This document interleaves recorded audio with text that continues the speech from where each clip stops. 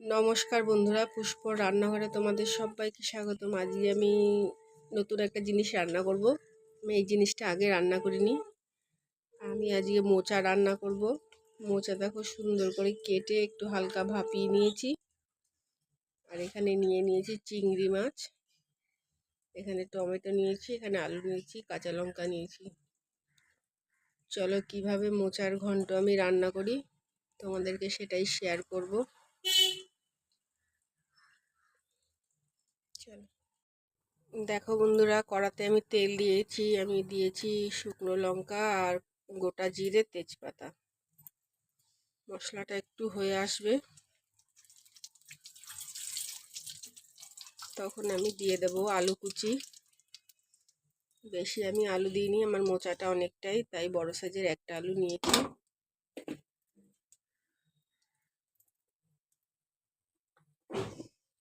দিয়ে দেবো আলু কুচিটা।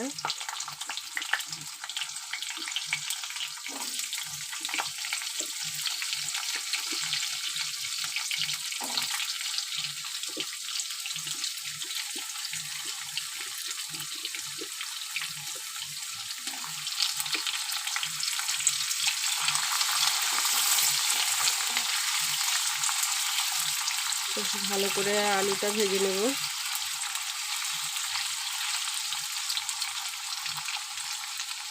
আর এখানে মশলা নিয়েছি লঙ্কার গুঁড়ো, জিরের গুঁড়ো, হলুদ গুঁড়ো, আর দিয়ে দেবো আদা বাটা।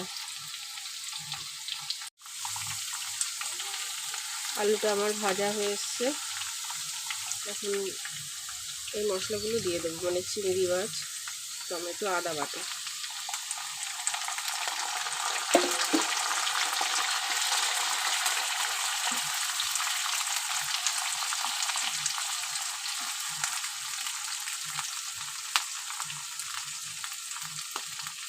দিয়ে দেবো লঙ্কার গুঁড়ো, যে যেরকম তোমরা ঝাল খাও সেই পরিমাণেই দেবে, কারণ আমি বেশি ঝাল খাই না, তোমরা তো জানোই। দিয়ে দেবো জিরের গুঁড়ো,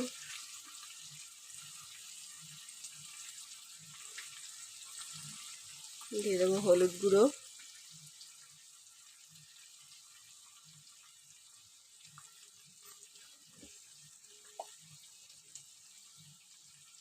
দিয়ে দেবো স্বাদ মতো লবণ।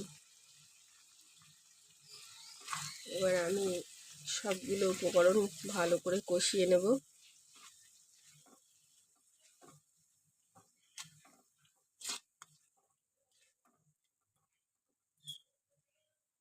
এদিকে মোচাটা যে সিদ্ধ করে রেখেছিলাম একটু হাত দিয়ে চটকে নেব। ভালো করে হাত দিয়ে মেখে নিয়েছি, এবার দিয়ে দিই।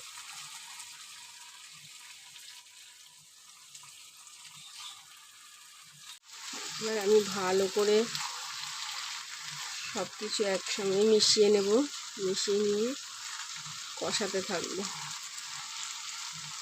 যতক্ষণে আমার হয়ে না আসবে, ততক্ষণে আমি ভালো করে কষিয়ে নেব।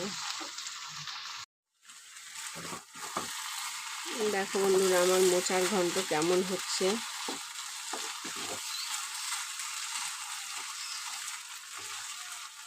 হয়ে এসছে, এবার আমি নামিয়ে নেব। নামানোর আগে দেব গরম মশলা আর ঘি,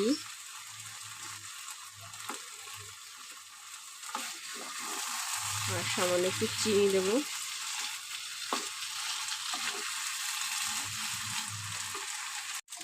দিয়ে দিলাম গরম মশলা,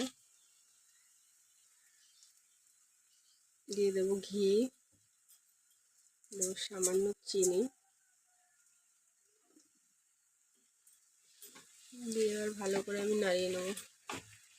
দেখো মোচার ঘন্ট তোমার কেমন হয়েছে অবশ্যই তোমরা কমেন্ট করে জানাবে। ভালো লাগলে লাইক কমেন্ট করবে। চলো এবার নামিয়ে নিই।